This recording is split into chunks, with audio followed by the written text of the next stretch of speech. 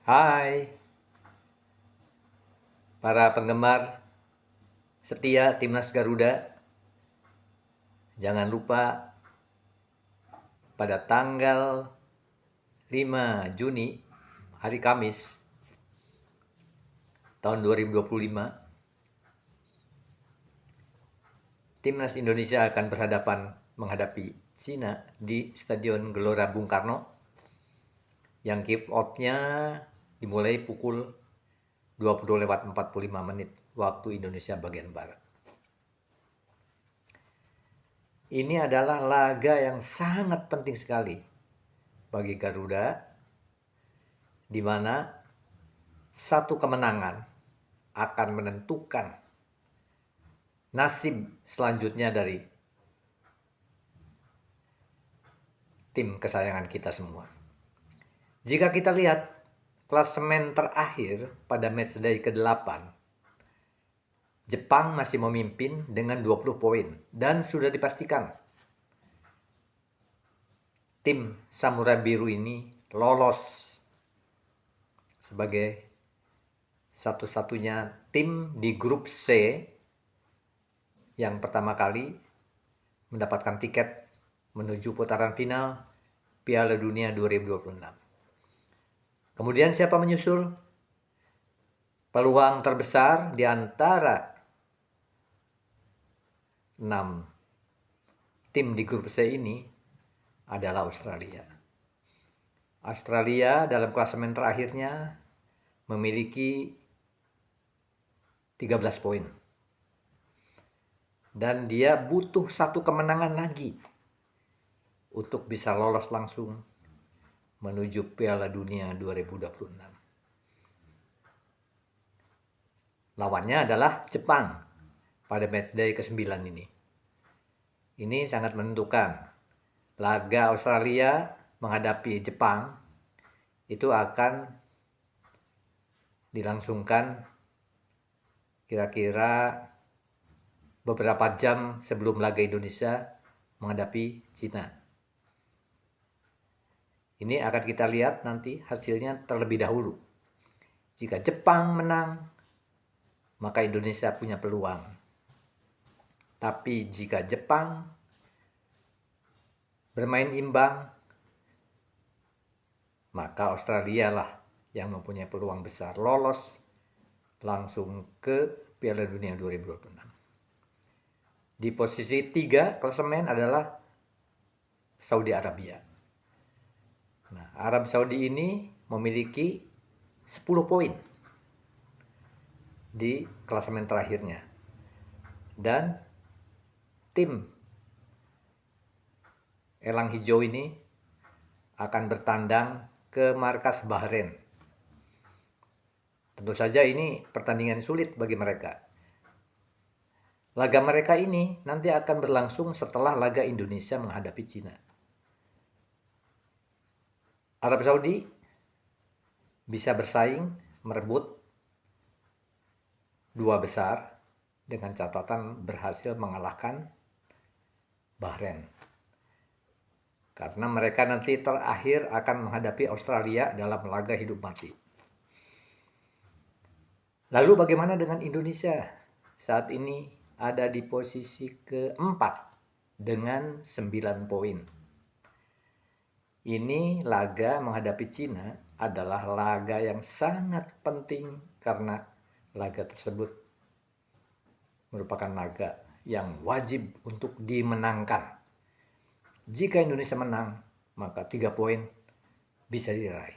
Artinya Indonesia akan mengumpulkan 12 poin. Dan ini tidak mungkin bisa dikejar lagi oleh Bahrain dan Cina. Mereka yang sekarang masih mempunyai nilai atau poin hanya 6 poin, maksimal mereka hanya bisa mengumpulkan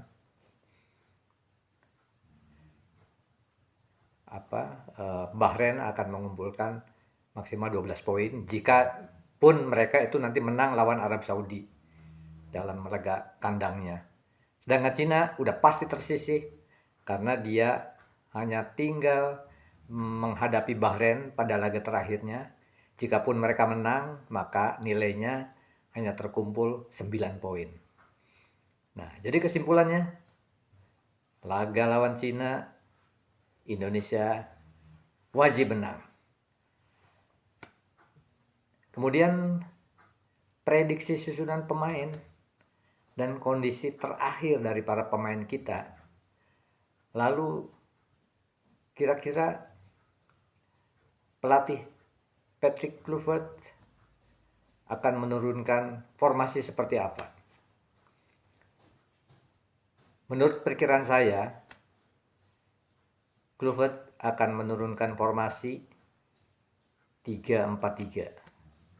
Dia tidak akan menggunakan formasi menyerang atau formasi yang menjadi kesukaannya dia, yaitu formasi total football. Tentu akan ditinggalkan karena tidak memungkinkan formasi tersebut bisa digunakan untuk skuad Garuda pada saat ini. Sebagai gambaran, mungkin ketika Indonesia mengalahkan Bahrain di Gelora Bung Karno, itu gambaran formasi yang akan kita lihat nanti. Hanya saja ada beberapa yang absen, pemain-pemain di starting line up lawan Bahrain, yaitu kiper Martin Pes, kemudian Marcelino Ferdinand. Ini keduanya akan akumulasi kartu. Nah, sedangkan pemain-pemain lain sudah siap untuk bertanding menghadapi Cina. Hanya satu yang harus tetap diwaspadai oleh skuad Garuda. Jangan sekali-kali mereka menyerang tanpa perhitungan transisi bertahan. Jadi itu terjadi waktu kita terlena menyerang saat lawan Australia. Kita lupa bertahan dan akhirnya kita kebobolan dengan 5 gol. Saya pikir tim pelatih sudah bisa mempelajari kesalahan-kesalahan yang dilakukan pada laga-laga sebelumnya. Oleh karena itu, pada saat menghadapi Cina di Gelora Bung Karno, kita optimis. Tim pelatih sudah punya racikan taktik yang sangat jitu untuk menggulung tim Cina ini. Dari segi kekuatan, tim Indonesia masih lebih unggul. Dan mereka memang terdiri dari pemain-pemain yang bermain di Eropa. Jadi dari segi kekuatan, tim Indonesia ini diunggulkan untuk memenangkan laga. Nah, sekarang kita lihat prediksi starting line up yang akan diturunkan. Yang jelas, penjaga gawang yang akan diturunkan adalah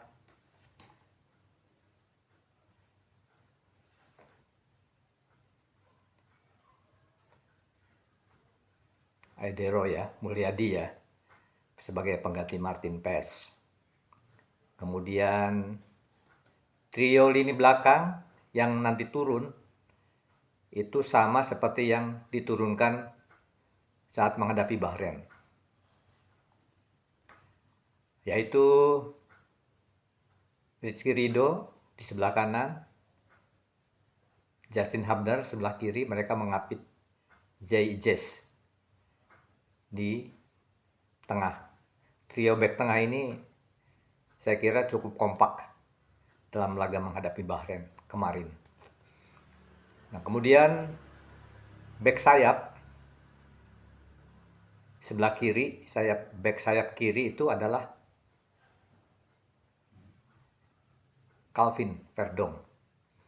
Dia turun sebagai back sayap kiri, sama seperti waktu bermain lawan Bahrain. Sedangkan sebelah kanan, Kevin Dick juga akan diturunkan sebagai starter. Ini formasi ini sama seperti kita menghadapi Bahrain di bulan Maret yang lalu, juga di Gelora Bung Karno. Nah, sedangkan dua gelandang yang nanti akan turun itu adalah duet dari Tom Haye dan Joy Pelupesi.